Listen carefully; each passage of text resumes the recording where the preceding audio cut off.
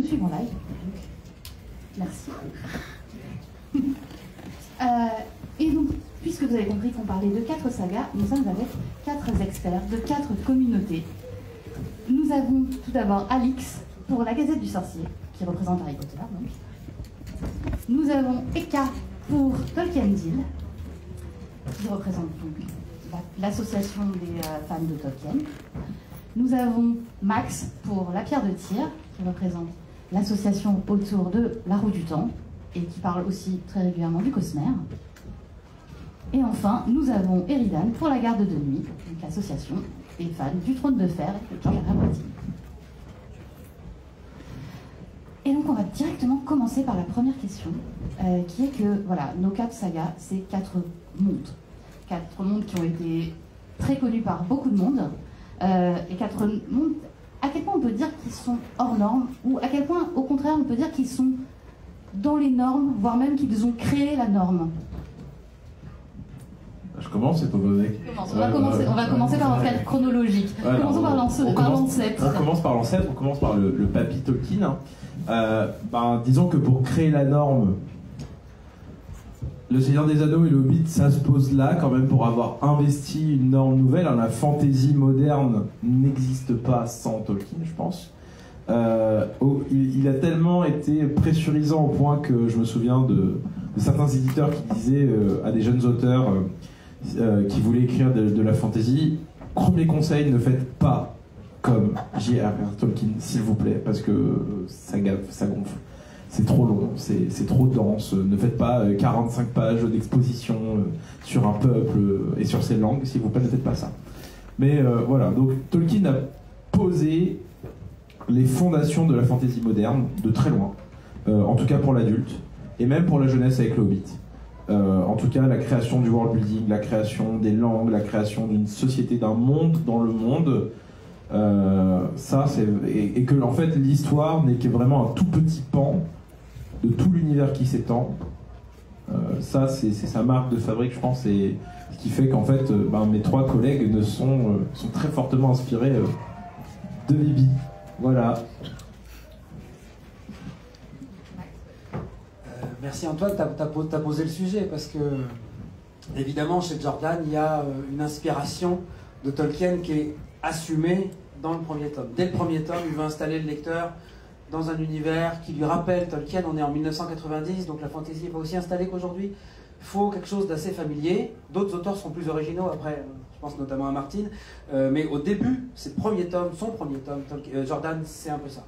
Je dirais que ce qui unit les 4 sagas qui sont les nôtres, c'est la capacité à être sans cesse réanalysé, interrogé. Il y a de la fanfiction, des articles sur les origines, les mythologies, les références, etc. Jordan, il utilise beaucoup ça. Il va piocher énormément dans tout un tas de références mythologiques pour alimenter son world building, qui est un world building quand même très complexe aussi, hein, puisqu'il s'étend, tout à l'heure, 27 000 pages. Bon, il y en a 12 000 chez Jordan, donc ça fait quand même une œuvre assez majeure, en 14 tomes, plus un préquel. Il va utiliser des références mythologiques, qui va mixer comme une sorte de melting pot, un peu à l'américaine, j'ai envie de dire. Il va tout mettre ensemble, et puis croiser les choses. Et donc il va y avoir des références au cycle arthurien, avec Tar-Valon, qui est Avalon, avec Galad, qui est Galad, avec Gawain, etc. Bon. Et puis il va y avoir des références plus modernes, plus anciennes, etc. Il y a aussi chez Jordan une originalité peut-être à noter, c'est le côté cyclique du temps dans son univers. Il y a beaucoup d'univers de fantasy qui sont des univers apocalyptiques, où on se dirige vers une fin. C'est Jordan, la roue tourne et revient sans cesse. Les âges passent et reviennent, et donc on a ce côté cyclique qui fait appel à des mythologies qui sont plutôt orientales, je dirais. Et j'entends le temps qui tic-tac à l'extérieur. Peut-être que le dernier aspect qui est important à noter dans le world building de Jordan, c'est la question de la magie. Il a une manière d'écrire la magie qui est presque mathématique. Tout est très carré, très cadré de ce point de vue-là. On est dans de l'heroic fantasy avec beaucoup de magie, et une magie dont on sait exactement à quoi elle peut servir, ce qu'elle peut faire et ce qu'elle ne peut pas faire, ce qui n'est pas forcément le cas dans les autres sagas qui nous occupent, où les choses sont parfois plus floues. Et donc, voilà. Ah bah avec Martine, oui, en termes de magie floue, on est en plein dedans, effectivement. La notion d'une histoire qui va se répéter, on va la retrouver aussi, comme chez Jordan. D'ailleurs, à un moment donné, il fait une référence directe en citant Jordan dans le texte. Donc, oui, je pense que Martine s'inscrit déjà dans l'héritage de Tolkien, ça c'est sûr. Un peu aussi dans l'héritage de Jordan, mais c'est un peu la même époque, donc je pense qu'ils se sont probablement influencés l'un l'autre ou qu'ils ont des mécanismes en commun. Les multiples références, on les retrouve aussi chez nous, avec des références à la mythologie nordique, entre autres, avec des références assez mouse costaud aussi à des mythologies plus christiques, justement, avec des personnages qui évoquent la figure du Christ.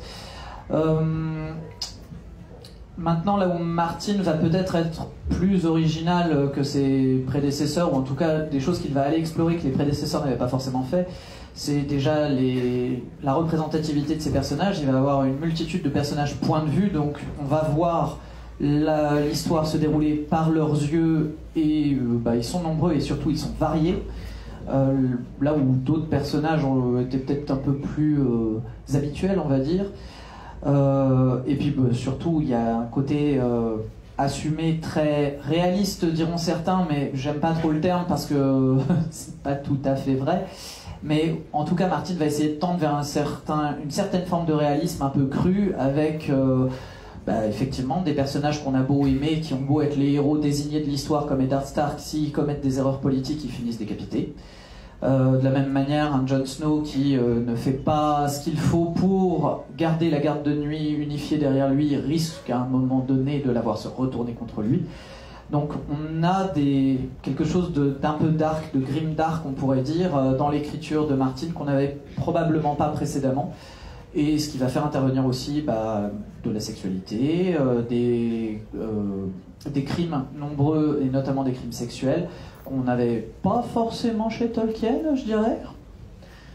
Oui, d'accord. Donc très peu chez Tolkien et qu'on n'avait pas forcément non plus chez Jordan. Pour Harry Potter, on entend parfois que la fantasy jeunesse un peu créée avec Harry Potter, c'est pas tout à fait vrai parce que voilà, le Hobbit existait. Bien avant le Hobbit, il y avait quand même aussi le Magicien d'Oz, par exemple. Ça prédate quand même d'une trentaine d'années le Hobbit. Il y a eu des cycles comme Narnia ou même à la Croisée des Mondes qui ont été publiés un petit peu avant. Mais ce qui va se différencier dans Harry Potter, alors bon, déjà on est sur une grosse saga, 7 tomes, alors comme Narnia, mais ils sont quand même un peu plus denses que les Narnia. On a aussi, comme l'indiquait aussi Max, beaucoup d'inspiration qui vont dans la mythologie grecque, gréco-romaine, un univers qui va être quand même beaucoup plus fouillé. Et puis aussi ce choix qui s'est finalement assez peu répété dans cette extrémité par la suite, c'est vraiment de faire grandir le personnage de tome en tome, au point où on commence avec une saga qui serait classée dans du middle grade aujourd'hui, du 9-12 ans, et on finit sur du young adult. C'est hors norme, c'est littéralement quelque chose de complètement hors norme. Et surtout, le succès a fait que, ce que disait très justement Juliette et Evenot il y a 2 jours en conférence sur le sujet de éduquer le talent, depuis 25 ans, toute histoire de fantasy jeunesse, c'est une réponse à Harry Potter. Et c'est ça en fait, c'est cette idée qu'aujourd'hui, maintenant, une histoire de fantasy, ou une histoire où on va éduquer des jeunes personnes avec des pouvoirs, c'est une façon de répondre à Harry Potter. Ce qui n'était pas le cas avant, ça restait quelque chose de très, très sporadique, parfois un peu oublié, beaucoup plus marginal. Alors, du coup, il y a une autre partie un peu hors norme des choses, c'est que c'est des sagas qui ont été... Alors, peut-être un peu moins pour Harry Potter, mais en tout cas, pour La Roue du Temps, qui a été une saga qui a été écrite sur des très nombreuses années, et dont l'auteur est décédé, puis a été repris par un autre auteur, Sanderson. Pour Tolkien, pareil, l'auteur est décédé, et on a repris les textes via son fils. Côté Martine, en l'occurrence, la saga n'est même pas terminée. Donc en fait, il y a des histoires... Oui, mais l'auteur est vivant. L'auteur est vivant, oui. Mais on a des histoires d'écriture qui sont même assez hors normes. Alors, peut-être, du coup, voilà, à quel point c'est hors norme, ces histoires? On va peut-être commencer par Harry Potter, parce que, pour le coup, c'est peut-être plus une question d'histoire médiatique là-dedans. Oui, Harry Potter, c'est vraiment une question de réception, de timing. Pour le coup, ce qui a fait vraiment une différence, c'est que donc Harry Potter est publié en 97 pour le premier tome. C'est un tirage assez confidentiel, c'est 1500 exemplaires. C'est pour un premier roman, c'est une petite maison d'édition aussi, on n'est pas dans un très grand groupe. Mais il va y avoir un bouche à oreille, il va y avoir des éditeurs qui y croient, des éditrices qui y croient. Il va y avoir Warner Bros qui va acheter très vite les droits, qui va y croire, oui, qui va acheter très vite les droits, et donc ça fait du bruit. Beaucoup de traductions vendues très vite. Et il y a une temporalité très précise qui est que à la fin des années 90, début 2000, c'est l'apparition d'Internet dans les foyers. Internet existait déjà, mais vraiment c'est le moment où les gens commençaient à avoir des ordinateurs chez eux, à pouvoir, tout un chacun pouvait lancer un site Harry Potter, et ça a créé, ça a été un moment où presque un peu le concept de fandom s'est réinventé. Avant, on faisait des fanzines, des choses comme ça. Là, en fait, on a fait la même chose, mais sur Internet. On a créé des sites de fans. Il y avait des pages MySpace, etc. Et donc ça a défini l'usage d'Internet pour les fans. Et énormément de choses qui ont été faites ensuite dans d'autres fandoms en ligne, ça vient avant tout de ce qui a été fait pour Harry Potter.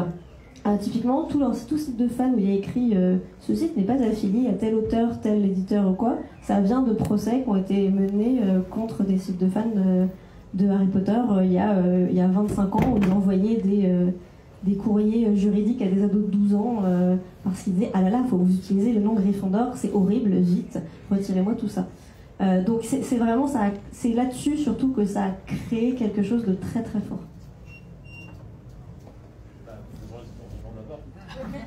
Martine est vivant, nous aurons peut-être un jour la... Non. Alors, il faut y croire. L'histoire éditoriale du Trône de Fer, elle commence quand je suis au CP. J'y suis plus vraiment désormais. C'est dire si c'est une histoire longue et un peu douloureuse aussi quand même, il faut bien le reconnaître. Dans les premiers tomes, les 3 premières intégrales vont sortir très très vite. Parce qu'à ce moment-là, je ne sais pas, Martin est très motivé, il est encore jeune. Je pense qu'il a vraiment très envie d'explorer ce monde, cet univers. Et puis, à partir des 2 intégrales suivantes, déjà, il y a plus de temps qui va se passer entre chaque publication. Et bon, le tome 4 et le tome 5 sont jamais que 2 tomes qui devraient n'en faire qu'un seul, qui a été découpé en 2. Lorsqu'il nous annonce que l'intégrale 5 va vite sortir parce qu'il a déjà écrit plein de choses et qu'il attend 6 ans, on pouvait déjà sentir qu'il allait y avoir un problème. Bon, l'intégrale 6, vous le savez, nous le savons tous, on l'attend depuis 14 ans. Vous avez eu le temps de devenir parent entre-temps, j'imagine. Bon, bref, quoi qu'il en soit, c'est une histoire éditoriale qui est compliquée, mais qui est à l'avenant de tout ce qu'a toujours publié Martin. Il a toujours commencé des sagas sans jamais les terminer. En fait, ce n'est pas un auteur de saga à l'origine, c'est un auteur de nouvelles. Et écrire des sagas, il ne sait pas faire, il n'y arrive pas. En tout cas, il n'arrive pas à aller au bout, il n'arrive pas à les finir. Il a commencé 3 arcs narratifs différents dans l'univers de Westeros. On a la saga principale Game of Thrones que vous connaissez. On a des chroniques historiques qui sont reprises entre autres dans la série House of the Dragon qu'il a commencé. Et on a les nouvelles du Chevalier Errant qui va avoir son adaptation en 2026, qu'il a commencé et toujours pas fini. Donc cette histoire éditoriale-là, elle est un petit peu douloureuse, et en même temps, le fait de l'étaler sur un temps aussi long, ça nous a permis, nous aussi, de profiter de la naissance d'Internet, puisque ce sont quand même des tomes avec énormément de mystères à l'intérieur. Et à partir du moment où il y a eu Internet et que Internet s'est démocratisé, on a pu, nous aussi, commencer à constituer des noyaux de fans qui venaient essentiellement discuter des théories. Qui est la mère de Jon Snow? Et puis finalement, qui est le père de Jon Snow? Et puis finalement, qui a tué Jon Arryn? Et puis finalement... Ce qui a permis de créer une communauté de fans très vivante sur Internet. Et quelques années plus tard, la série arrive, et alors là, explosion de la communauté de fans derrière. Donc, il n'y a pas que l'histoire éditoriale, je pense, qui est un peu hors norme, il y a aussi derrière l'histoire de l'adaptation, mais on aura sûrement l'occasion d'y revenir. Je vais juste dire que, est-ce que tu compares pas Georges Martin à Léonard de Vinci, mais c'était pas le seul. Dans le style, je commence des trucs et je finis pas. C'était à ça quand même. T'as raison, Eridan, j'ai eu le temps de devenir papa depuis qu'il a publié son dernier tome 2 fois. Je ne vais pas revenir sur l'histoire éditoriale de La Roue du Temps parce que mes collègues m'en voudraient. On a longuement abordé ça dans une conférence qu'on a fait tous ensemble à l'occasion d'un événement commun qu'on organise, le Fandival, mais on en reparlera. Simplement pour dire 2-3 éléments principaux. Quand Jordan commence La Roue du Temps en 1990, très très vite il publie les 6 premiers tomes. Il ralentit un peu par la suite, mais régulièrement, il en publié jusqu'à son décès en 2007, jusqu'au 11e tome. Et à ce moment-là, il a laissé des cassettes, il a laissé des notes en nombre, il y en a des paquets, des paquets, des paquets. Il a raconté la fin de son œuvre à son équipe et à sa femme, qui était par ailleurs son éditrice, qui est une des très grandes éditrices américaines, Harriet McDougall, qui est l'une des fondatrices de Tor Books. Et donc elle va choisir un auteur pour lui succéder, qui est Brandon Sanderson, qui est à l'époque un jeune auteur qui n'a pas la reconnaissance qu'il a aujourd'hui. Il a publié Elantris, Mistborn, quelques petites choses du Cosmere, mais le Cosmere n'est pas encore ce qu'il est aujourd'hui. Et Sanderson va faire un travail que nous, les fans hardcore de La Roue du Temps, qui la relisons depuis 25 ans, depuis 30 ans, on juge assez extraordinaire. C'est réussi. C'est une fin réussie, qui est aboutie, et il termine brillamment La Roue du Temps. Donc 14 tomes, plus un préquel. T'imagines pas à quel point on est jaloux. Ouais. Oui, alors nous on a une fin de saga, mais vous avez des fins de série TV, et nous, depuis 2 jours, ça commence à être un peu compliqué. Ouais, mais est-ce que c'est mieux d'avoir une série télé mal finie ou une série télé qui n'est pas finie? Et puis je te rappelle qu'il y en a certains ici qui sont pas fans que Brandon Sanderson finisse La Roue du Temps, le Trône de Fer. Ah, oui. Et donc j'ai envie de dire, tenez le coup, allez au bout des 14 tomes, la fin de La Roue du Temps, c'est extraordinaire, vraiment. On en prend plein les yeux, et quand on termine ça, on se sent presque un peu vide, tellement le compagnonnage avec ces personnages pendant 12 000 pages, 4,4 millions de mots, a été long et il les a comptés. Oui, tout seul. Non. Il y a des gens aux États-Unis qui ont fait un travail statistique, évidemment, sur La Roue du Temps. Et un truc qui s'appelle le word count aussi sur les PDF et sur les fichiers Word. Hein. Voilà. Je pense que... C'est ça. Alors en français, en un mot, il y a plusieurs traducteurs, plusieurs traductions. Bornons-nous à dire qu'il faut lire La Roue du Temps chez Brajlon. C'est le seul éditeur qui a commencé l'œuvre au début et qui est allé jusqu'à la fin. Les derniers volumes sont sortis en 2022-2024 pour les versions poche, donc on peut tout lire chez eux. Les anciennes traductions ne vont pas au bout, il y a tellement de changements, ne vous fatiguez pas, il faut lire chez Brajlon. Juste une chose, puisqu'on parle d'Ornom, j'ai cité 12 000 pages, 4 millions de mots, il y a un chapitre dans le dernier volume qui fait plus de 80 000 mots, avec 72 scènes et 31 points de vue différents. C'est presque délirant, puisqu'on parle d'Ornom, je ne pouvais pas m'empêcher de citer cette statistique, c'est plus long à lui tout seul, c'est le chapitre 37, c'est plus long à lui tout seul qu'Harry Potter à l'école des sorciers. J'adore Harry Potter à l'école des sorciers, c'est pas une question de qualité. C'est pas pour les enfants de 9 ans. Hein. C'est ça. Mais c'est juste, c'est presque délirant à ce niveau-là. Donc, heureusement que c'est fini finalement, parce que d'un moment. Alors pour Tolkien, c'est assez connu quand même, la réception médiatique de Tolkien, grâce aux 3 films de Peter Jackson, tout le travail qu'il y a eu en Nouvelle-Zélande, qui a permis en fait de... déjà, il a eu la puissance littérale d'un pays derrière lui. Ah oui, et oui, j'y arrive. Mais donc du coup, je vais plutôt parler de l'histoire d'écriture, parce que l'histoire d'adaptation, elle est plus connue. En fait, Le Seigneur des Anneaux, c'est le travail, lui aussi, de 2 hommes, de 2 auteurs, d'un père et d'un fils. C'est l'histoire de John Ronald Reuel et de Christopher Tolkien. Christopher Tolkien, c'est le premier relecteur, le premier correcteur, le premier atout du Seigneur des Anneaux. C'est la personne qui a été son exécutant testamentaire, c'est la personne sans qui Tout ce qu'on sait de Tolkien, ça ne serait pas parvenu jusque nous. Et en fait, ce qui est intéressant, c'est que quand Tolkien il présente les premières ébauches du Seigneur des Anneaux à son éditeur, le tome, donc je rappelle, hein, le Seigneur des Anneaux c'est un volume, c'est pas les 3 volumes divisés ni les 6 volumes, c'est vraiment un seul volume. Il fait 1000 pages de plus parce qu'il y a le Silmarillion dedans. L'éditeur dit à ce moment-là, on en sort de la guerre, le papier ça coûte une blinde, il lui dit c'est mort. Ton truc là de dieu, de déesse qui descendent trop long, tes guerres des elfes on s'en fiche, reste sur ton histoire avec le Hobbit, ça a bien marché pour le premier, ça marchera bien pour le deuxième. Donc il fait des grosses coupures et il les garde en brouillon mais il les publie pas de son vivant. C'est Christopher Tolkien qui permettra de les avoir par la suite. Donc c'est déjà une histoire hors norme parce que voilà, enfin on est quand même. Et ensuite, voilà, Seigneur des Anneaux c'est pas une œuvre qui a connu Internet. C'est une œuvre qui est un succès de librairie avant. Petit succès, pas non plus monstrueux, qui va devenir majeur aux alentours des années 2000, mais en fait c'est déjà, parce qu'il y a beaucoup de gens qui s'arrachent les droits du Seigneur des Anneaux à ce moment-là, hein. Il y a les premières adaptations de Bakshi, il va y avoir pour ceux qui ne connaissent pas, il y a des versions finnoises du Seigneur des Anneaux qui sont dégueulasses, c'est horrible, ça vous bousille les yeux. Bakshi déjà. Alors Bakshi c'est beau par rapport au finnois et à l'URSS. Oui, l'URSS a une version du Seigneur des Anneaux, je vous recommande d'aller la regarder juste pour le plaisir, même si c'est pas un bon terme. Donc voilà, donc c'est une histoire d'écriture un peu complexe sur laquelle Vincent Ferré est revenu plusieurs fois. Franchement, sans Christopher Tolkien, on n'a pas le Seigneur des Anneaux tel qu'on le connaît. C'est lui qui fixe le titre. Parce que le titre d'origine, c'est l'anneau magique. Et après, Tolkien, dans ses notes, le raye et dit c'est le Seigneur des Anneaux parce que les enfants aiment beaucoup ce titre. Voilà, donc c'est vraiment une œuvre par ses enfants, pour ses enfants, qui fonctionne. Et voilà, à peu près pour l'histoire éditoriale. Peut-être pour compléter un petit peu quand même sur Harry Potter, j'ai l'impression d'être longue en fait. Mes camarades étaient beaucoup plus longs que moi. Désolé.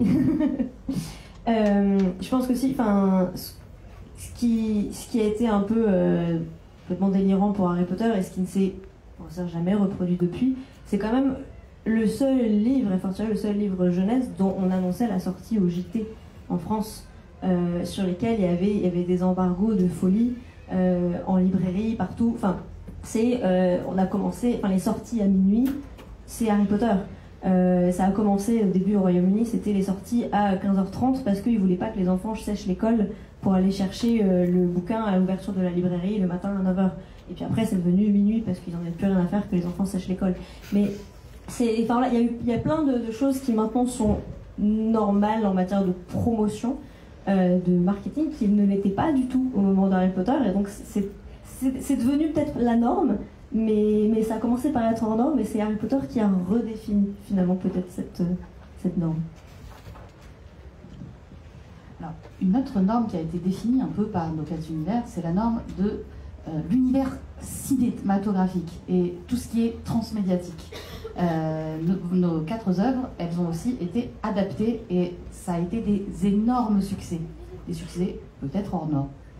Alors on va commencer par Eka, puisque c'est aussi la première qui a été adaptée. Enfin... Oui, en réalité, oui. Les premières adaptations du Seigneur des Anneaux, ça date des années 70.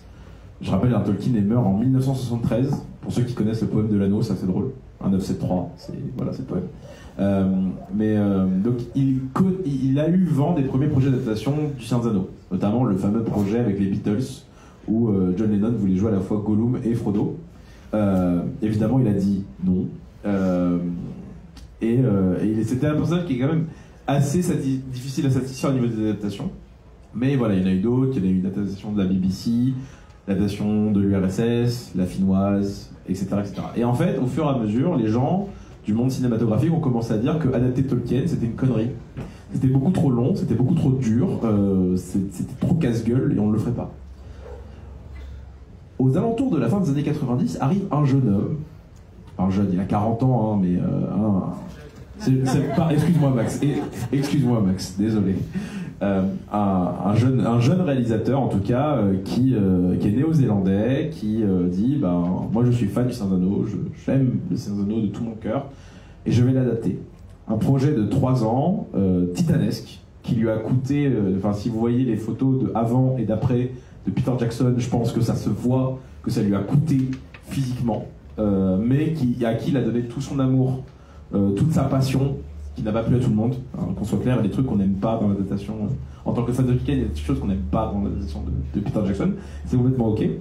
Mais voilà, il y a vraiment énormément de volonté, de grandeur, de démesure chez Jackson, notamment on pense déjà d'avoir littéralement utilisé toute une île entière pour son film, pour ses 3 films, d'avoir fait tout le tournage en même temps, d'avoir récupéré la seule personne encore vivante qui avait rencontré Tolkien de son vivant, à savoir Christopher Lee, d'avoir créé des boîtes de prod, d'avoir utilisé la majorité de la population néo-zélandaise pour faire son film, en fait d'avoir installé une norme, parce qu'aux alentours des années 2000, Narnia c'est fait en Nouvelle-Zélande, Eragon, la plupart des paysages c'est en Nouvelle-Zélande, les films de fantasy qui n'étaient pas des films de réalisme magique comme Harry Potter, qui ont été des films de studio en réalité, sont devenus des films néo-zélandais. En tout cas jusqu'aux alentours des années 2005-2006. Après ça s'est arrêté, parce que les Nouvelle-Zélande n'avaient ras le cul de voir des milliers de touristes venir pour ça. Bon, maintenant ils ont besoin de thunes, donc ils remettent en place. Donc voilà, donc c'est immense. Là, Amazon, ils ont raqué plusieurs millions de dollars pour avoir des droits dont ils ont 10 pages. 250 millions, voilà, pardon. 250 millions d'euros pour avoir 10 pages de droits. 10. Et ils arrivent à faire une bouse pas possible. Pardon. Je dis ça parce qu'on a appris une très sad nouvelle et du coup je suis très en colère contre Amazon de garder la roue de Ring of Power et de pas garder la roue du temps. Donc voilà. Donc c'est une histoire qui est démesurée dans tous les sens. Mais pourtant c'est très différent. Ça a posé aussi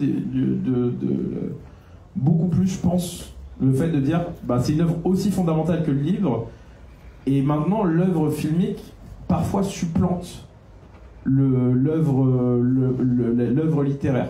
Beaucoup de gens confondent des détails qui n'existent pas dans le livre en fait et qui sont dans les films. C'est pas grave. C'est pas grave du tout. On va peut-être le faire dans l'ordre chronologique des séries, ouais, des films/films. Du coup. Oui, donc effectivement, l'adaptation de Harry Potter au cinéma, ça commence, sortie, c'est 2001. Mais le projet il commence déjà en 99. Le premier film de Harry Potter au cinéma, c'est 1 milliard de recettes au box-office. C'est complètement démentiel. Et c'est un film qui est sorti en décembre, décembre 2001, et qui repasse quasiment tous les ans à la télé. C'est associé aujourd'hui à un film de Noël vraiment traditionnel. C'est vraiment quelque chose... C'est pour beaucoup de familles, c'est une habitude aujourd'hui de revoir Harry Potter à l'école des sorciers à Noël, particulièrement le premier.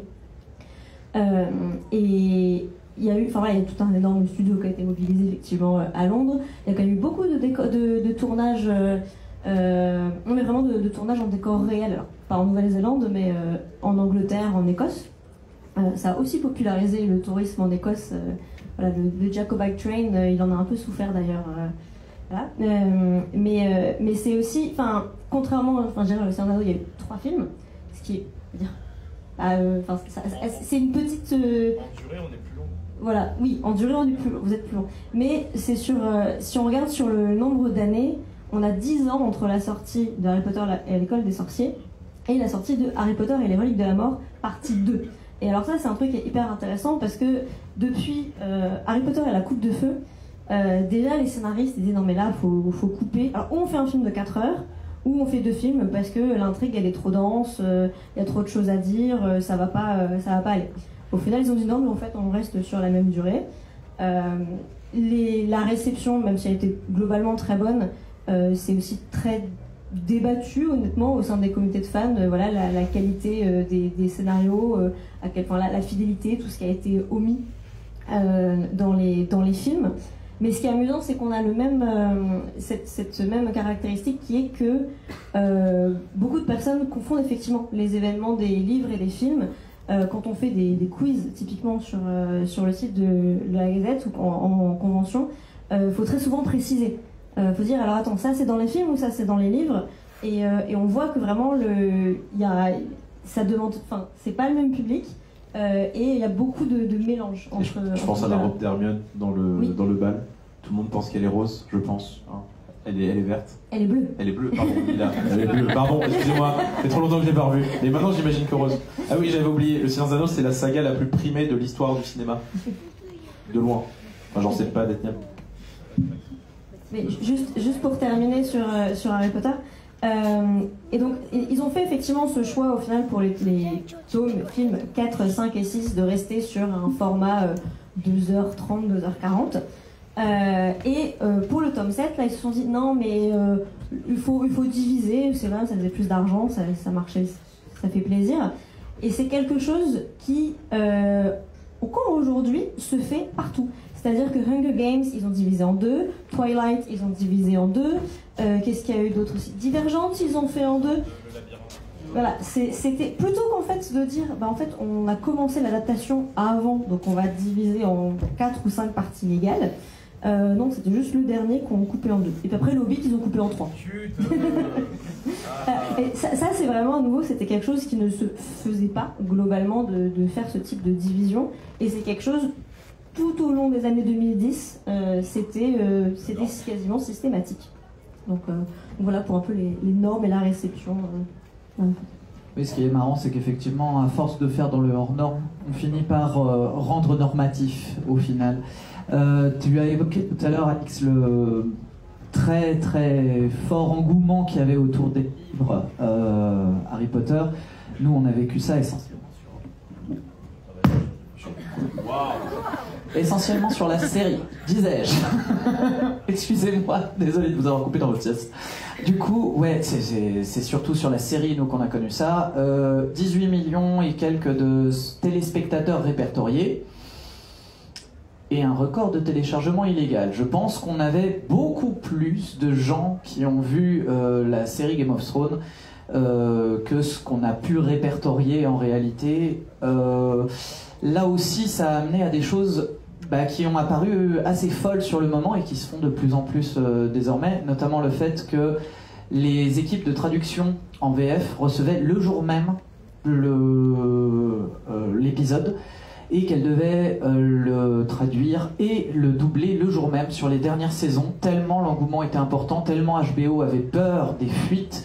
Ils avaient vécu une très mauvaise expérience, je crois, avec la saison 4, où ils avaient envoyé les 4 premiers épisodes et ils avaient fuité dans la première semaine de diffusion de la série. Donc ils avaient évité de recommencer par la suite, mais ça a amené à des difficultés pour les traducteurs et pour les interprètes, parce que t'as 24 heures devant toi, ne traîne pas. Du coup, nous, c'est surtout cet engouement-là qui a été assez hors norme, et effectivement, ça sortait à, je dirais, 5h du matin, si je me souviens bien, aux États-Unis. 3h du matin, oui, pardon, 5h du matin, c'était sur les sites de téléchargement, c'est-à-dire que ME était obligé de se dépêcher, de rusher leur traduction pour pouvoir les sortir en temps et en heure. Comme ça, à 7h, quand vous arriviez au boulot, vous l'aviez vu et vous spoiliez tout le monde. Pas merci à vous. Moi, je le faisais pas. Non, moi, je vais pas télécharger illégalement. Attends. Mais bien sûr, Eridan, je te crois. Ça a été un engouement assez fou et je pense qu'il est très conjecturel. Parce qu'on était au début d'Internet, donc il y avait moyen de se spoiler très facilement, il y avait moyen d'en parler avec des gens très facilement. Là aussi, tous les mystères qu'on avait dans les livres, on les répercutait dans la série, donc derrière, nous les fans, on se précipitait pour discuter de ce qui s'était passé dans l'épisode. Mais c'était pas encore le temps des plateformes vidéo, des Netflix, des Amazon Prime, justement. Donc et puis le diffuseur était HBO, donc ça a amené à une diffusion qui s'est faite épisode par épisode. Ce qu'on n'a plus de nos jours. Hein. Désormais, la plupart des séries sont balancées directement sur les plateformes et vous les binge-watchez, vous ne vous intéressez à peine à ce qui se passe, les personnages, vous les connaissez pas, vous les oubliez tout de suite. Et en fait, finalement, les sagas qu'on nous présente désormais, on ne peut plus développer le même intérêt pour elles que ce qu'on a pu avoir pour Game of Thrones. Je pense que c'est une série qui est tombée pile au bon moment, à un moment charnière avec Internet, mais sans les plateformes de vidéo, qui ont cette tendance à nous pousser au binge-watchage. Et de ce point de vue-là, on a eu de la chance, ça n'aurait sûrement pas eu le même succès si justement on n'avait pas eu cet entrecoupage d'une semaine où on se demandait mais c'est fou ce qui s'est passé, t'as vu, mais qu'est-ce qui va se passer ensuite? Moi je crois qu'Arya elle va monter sur le trône, et pas du tout. Est-ce que La Roue du Temps, du coup, vous avez eu le même rapport, vous, alors que vous êtes dans une diffusion plus rapide, enfin plus récente, pardon? C'était 3x3, c'est ça pour La Roue du Temps? Amazon, son système de publication, c'est d'abord 3 d'un coup, puis après 1 par semaine. Peut-être une chose juste avant, ce qui explique, je pense que nos sagas aient évidemment été adaptées à la télévision, c'est qu'elles ont en commun d'avoir toutes dépassé les 100 millions d'exemplaires vendus en livres. 100 millions, c'est énorme, il n'y en a que 7 en réalité, sagas qui ont dépassé les 100 millions. Il faut rajouter aux 4 dont on parle, Narnia, Le Disque Monde, Pratchett et Twilight. Voilà. Toutes ont connu cette édition, sauf Pratchett. Si, ah, si, on a il y a 6 de Disque Monde, oui. si. Et donc là, vous avez la liste, et c'est des énormes licences. Alors on s'imagine pas trop, nous, en Europe, en France notamment, à quel point La Roue du Temps c'est gros comme licence. C'est gros surtout aux États-Unis. J'avais lu dans un article qu'on estimait qu'un foyer américain sur 10 avait un tome de La Roue du Temps dans sa bibliothèque. Ça n'est pas le cas chez nous en Europe, malheureusement. Mais pourquoi l'adaptation de La Roue du Temps est plus tardive? Pourquoi elle n'arrive que maintenant? D'abord par une mauvaise gestion des droits par Robert Jordan, qui vend en 2004 les droits TV pour une bouchée de pain à 2 escrocs. Parce que j'estime être, moi, des escrocs. Qui sont des gens qui vont retenir les droits, allant jusqu'à, au dernier moment, pour les conserver, publier sur une obscure chaîne du câble américain à 2h du matin un prologue de 20 minutes, affreux à regarder, qu'on s'est empressé d'oublier, mais juste pour pouvoir les retenir. Et donc en fait ça a pris énormément de temps, je vous passe les étapes du procès, mais au final, un accord est trouvé avec Sony en 2016, puis Amazon en 2018, et on a une série à partir de 2021. Ce qu'on peut en dire, je pense, de manière schématique, c'est que la saison 1 était un peu plus faible, elle a subi notamment les foudres du Covid et des grèves des scénaristes américains à l'époque, qui ont beaucoup eu d'impact sur la fin de saison notamment. La saison 2 était meilleure, et la saison 3, très honnêtement, et je le dis pas parce que je suis fan et pas objectif, c'est vrai, mais je suis capable de dire que la saison 1 est moyenne, voire mauvaise sur certains aspects. La saison 3, c'est pas vrai. Je te regarde pas, mais je tente. On te voit, Eridan. La saison 3, je crois que c'est peut-être ce qu'on fait de mieux en fantasy en ce moment. Et donc j'ai envie de dire, mais quel dommage qu'Amazon n'ait pas poursuivi, qu'elle ait été annulée comme ça a été annoncé. C'est pas encore officiellement annoncé, mais bon, c'est sur Deadline, c'est assez clair, ça a été, c'est sorti il y a 2 jours. Alors, aujourd'hui, il y a une mobilisation des fans, notamment aux États-Unis, mais nous aussi en France, on essaye avec le hashtag SaveVoot. Donc, ceux qui sont intéressés par cette série, eh ben, aidez-nous, faites jouer de votre voix, parce qu'elle vaut le coup, je crois. Alors, peut-être une dernière question pour vous, concernant l'influence qu'ont eu nos 4 sagas sur leurs successeurs. Et on va faire une question en 2 questions, comme ça vous allez me donner en plus, en rapid fire, pour vous, la saga qui a le plus de potentiel de devenir une nouvelle saga hors norme comme les nôtres. Et donc, influence et successeur. Et on commence, on va commencer par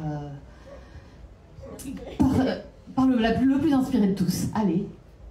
Allez, j'y vais. Bon, je termine, je commence. En fait, Jordan, bon, évidemment, c'est plus récent que Tolkien, donc Tolkien, tout le monde s'inscrit dans ses pas, j'allais dire, ou presque. Soit pour faire pareil, soit pour faire différent. Mais l'influence est absolument majeure. Jordan, c'est plus récent, donc évidemment, c'est pas devenu mythique. Je sais pas si ça le deviendra, l'histoire le dira, mais on peut quand même dire que des grands auteurs comme Martin se sont inspirés de Jordan. Il l'a dit lui-même, George R. R. Martin, que ça avait été l'une de ses lectures les plus inspirantes. Enfin, je ne sais plus exactement ce qu'il avait dit, mais ça ressemblait à peu près à ça. Ils se connaissaient bien d'ailleurs, tous les deux. Peut-être qu'aujourd'hui, l'univers qui correspond le plus à celui de Jordan, celui qui en tire le plus d'inspiration, c'est celui de Brandon Sanderson, c'est Cosmere. C'est un univers qui commence à être de plus en plus connu. Pourquoi? Parce que Sanderson est un écrivain absolument boulimique. qui, pendant le Covid, angoissait un peu, comme nous tous, s'ennuyait un peu. Et donc, il a écrit 4 bouquins. Il écrit tout le temps. Et, oui, magique, hein, pour... C'est sûr que, comparé à notre ami Georges, il va un peu plus vite. Je crois que la meilleure anecdote de mon libraire sur Brandon Sanderson quand il vient à Paris, c'est son agent vient le chercher depuis l'hôtel, il était en train d'écrire. Sur la route pour aller à la librairie, il était en train d'écrire. Il vient à la dédicace, il signe des livres, il va écrire juste après. Et Sanderson, il a aujourd'hui une équipe autour de lui, de plus de 40 personnes, c'est presque une licence.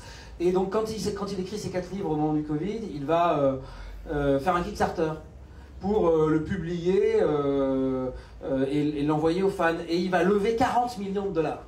C'est-à-dire c'est le 2e plus gros Kickstarter de l'histoire après Star Citizen, quoi. C'est absolument énorme.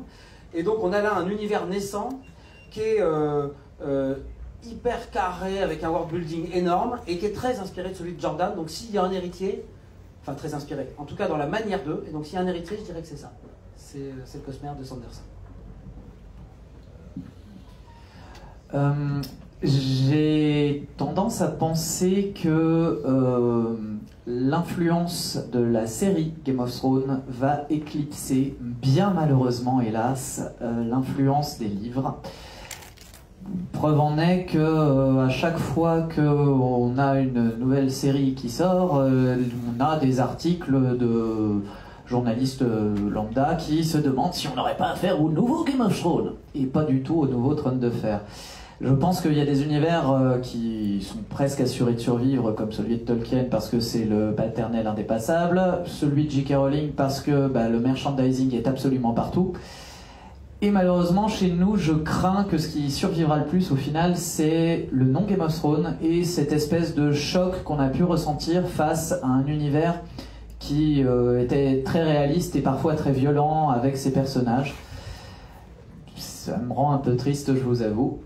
Aux dernières nouvelles, l'héritier de George Martin, le nouveau Game of Thrones, et là ça va pas faire plaisir à ma lady commandante, ce serait Shogun. Je suis pas très convaincu personnellement. Je suis pas certain que la série Shogun, qui est une adaptation d'un livre qui est plus vieux en plus que le Trône de Fer de bien 20 ans, soit le nouveau Game of Thrones. Je pense que non, c'est pas tout à fait vers ça que moi en tout cas je me sens attiré lorsque je pense au Trône de Fer. Maintenant, trouver un héritier à Martin, personnellement j'ai beaucoup de mal. Peut-être que tu aurais quelqu'un à suggérer. Un héritier, je mettrais Abercrombie donc Joe Abercrombie par sa noirceur, possiblement aussi dans son réalisme et dans son ampleur. Il y a quand même, et surtout dans l'implication que ça évoque chez les fans. Il y a Malazan, donc le cycle des Glorieux Défunts par Eriksen, qui est un énorme banger, en tout cas côté fan du Trône de Fer. Généralement, on retrouve énormément de fans de Malaz. Donc, je les mettrai ces deux-là. Juste un mot sur Malazan. Oui, Malazan, c'est formidable. C'est un monde un tout petit peu difficile pour rentrer dedans. Persévérer, parce qu'on est balancé comme ça dans un univers qu'on découvre, mais qui existe indépendamment de nous. Donc persévérer, c'est vraiment formidable. Et oui, ça me semble logique comme héritier de Martin, tout à fait. Pour héritier de Harry Potter, en fait, on a déjà eu l'occasion d'en voir beaucoup, parce que quand on regarde sur des séries de fantasy jeunesse des années 2000, je pense qu'on n'aurait pas eu le livre des étoiles s'il n'y avait pas eu Harry Potter. On n'aurait sans doute pas eu Ewilan et Lana s'il n'y avait pas eu Harry Potter. Même des séries qui sont peut-être moins fantasy, mais qui avaient quand même ce petit twist, Les Orphelins Baudelaire, on n'aurait peut-être jamais eu 13 tomes, ce qui est quand même quasiment le double de Harry Potter, s'il n'y avait pas eu ça. Je pense qu'il y a énormément de sagas comme ça qui n'auraient pas eu à la fois le public, mais aussi l'envie de les défendre, parce que tous les éditeurs et les éditrices voulaient leur Harry Potter. Donc tout le monde était en quête du nouvel Harry Potter. Et donc il y avait cette envie de trouver la saga qui remplacerait, qui ferait concurrence, etc. Il y avait d'ailleurs le Seigneur des Anneaux en folio junior aussi qui avait été recouverturé à ce moment-là. C'est pas un hasard, je pense aussi. Et aujourd'hui, dès qu'on voit une saga jeunesse, ado cartonnée, on dit souvent que c'est le nouvel Harry Potter. Percy Jackson aussi a beaucoup été comparé à ça. Et ce qu'on a beaucoup vu aussi, on a beaucoup travaillé là-dessus à la Gazette, c'est qu'on a des articles qui référencent toutes les références culturelles, audiovisuelles et littéraires qu'on a pu trouver à Harry Potter dans d'autres œuvres. C'est des articles énormes, mais il y a il y a énormément de séries, de films, de livres, de bandes dessinées où il va y avoir un clin d'œil, où dès qu'on parle d'un auteur, d'une autrice à succès, on va dire c'est le nouveau J.K. Rowling. Dès qu'on parle d'un personnage un peu, notamment d'une jeune fille érudite, on va dire c'est une Hermione, etc. C'est vraiment devenu des symboles, en fait, tout simplement. Des normes. Des références que tout le monde a, et tout le monde va voir de quoi on parle, même si on n'a pas lu ou vu les films. On sait qui est Hermione, on sait qui sont les personnages.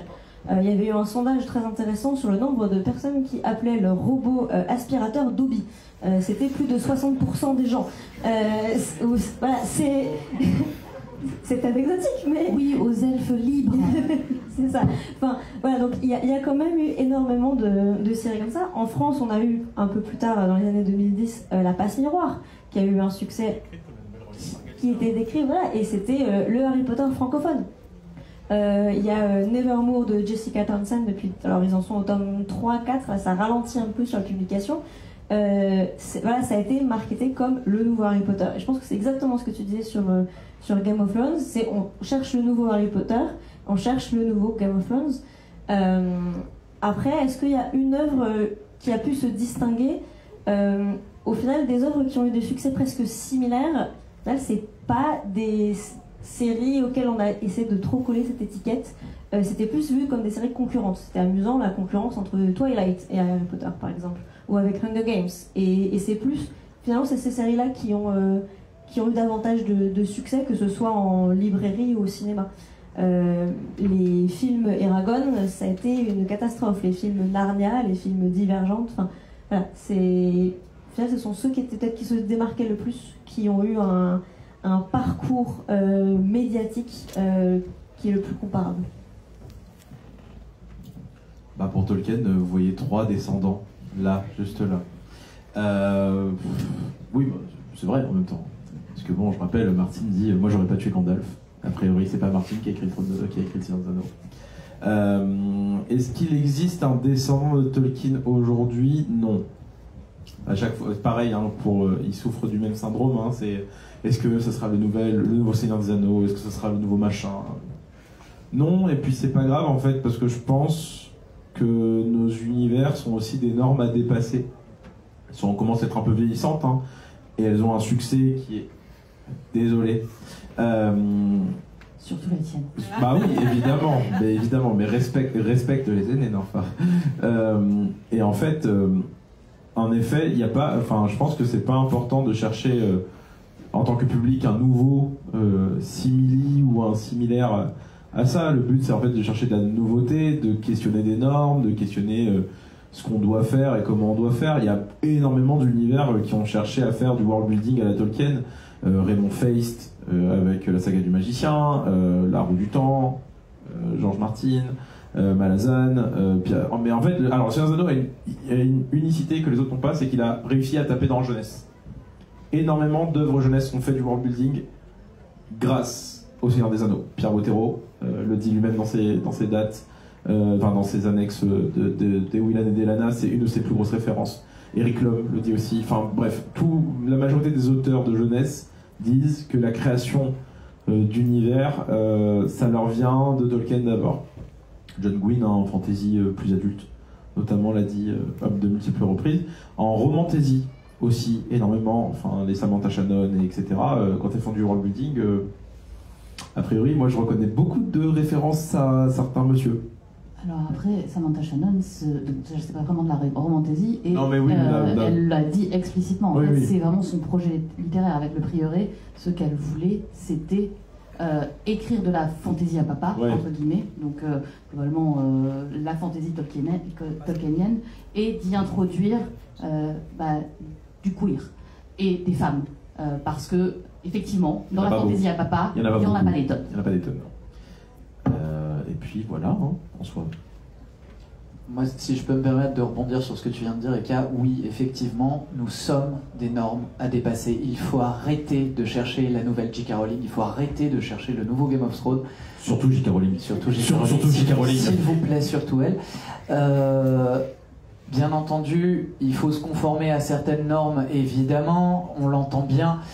Et en même temps, non, il faut apprendre à les transgresser, il faut apprendre à les dépasser, il faut apprendre à faire autre chose. Je pense que si nos sagas plus récentes que la tienne ont fonctionné, c'est parce qu'on a su, c'est parce qu'elles ont su récupérer certaines choses qui étaient bonnes, mais aussi aller voir ailleurs. Si Martin avait écrit Game of Thrones, pardon, le Trône de Fer justement, comme Tolkien, ça n'aurait intéressé personne. Des simili Tolkien, moi pour le coup j'en ai lu un assez récemment.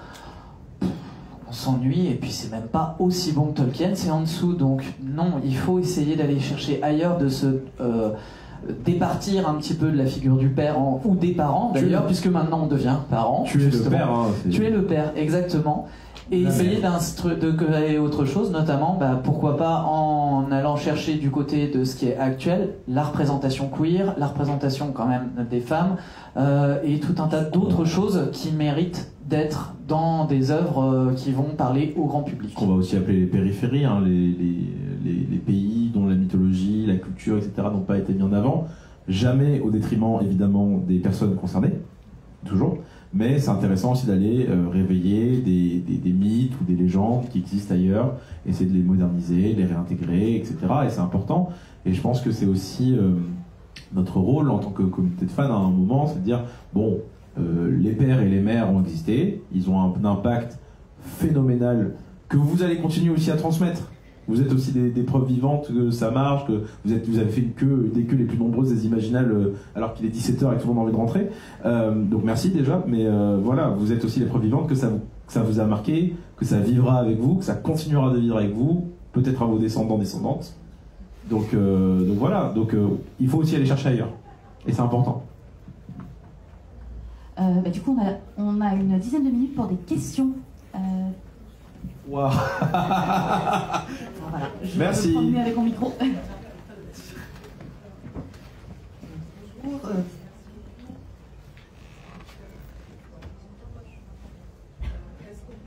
Est-ce que Robin Hobb et la princesse impériale est une héritière de Anne ou de Martin? Tu réponds. Alors, pour avoir eu la chance de discuter avec Robin Hobb sur cette question, elle adore Tolkien, mais elle voulait quelque chose de radicalement différent, parce que autant Fitz est traumatisé, il est beaucoup moins que, enfin, il est beaucoup plus que Frodo. Il n'y a pas le personnage de Sam. Elle est sur des thématiques complètement différentes, ce qui fait que son univers est très riche, et les éditions ont tenté de faire croire que ça allait être le nouveau Tolkien.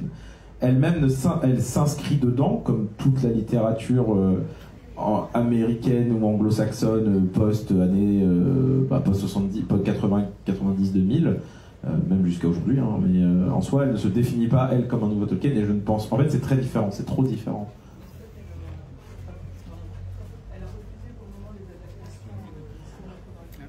Ouais, parce qu'elles sont pas assez bonnes pour elle. Et elle a raison.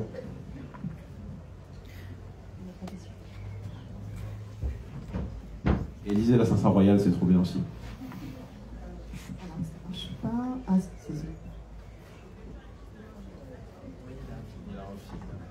Sinon, si vous parlez un peu fort, on entendra.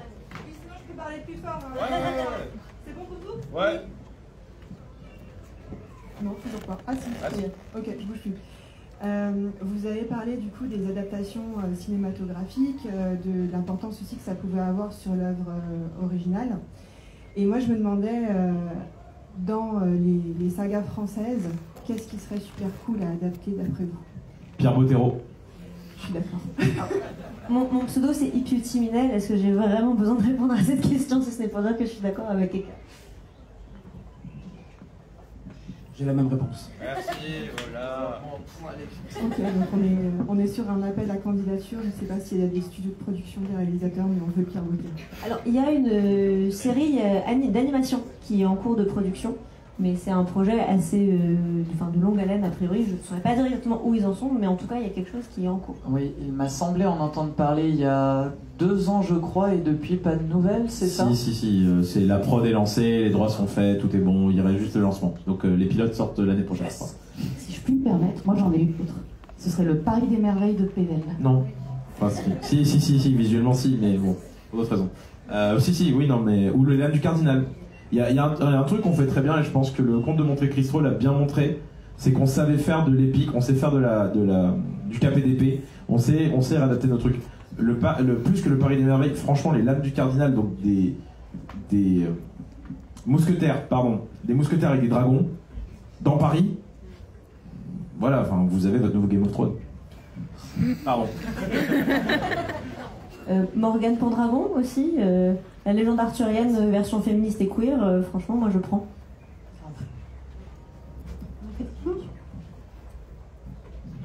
Est-ce qu'on a 2 minutes pour parler de l'initiative Fandival? Allez. Ok.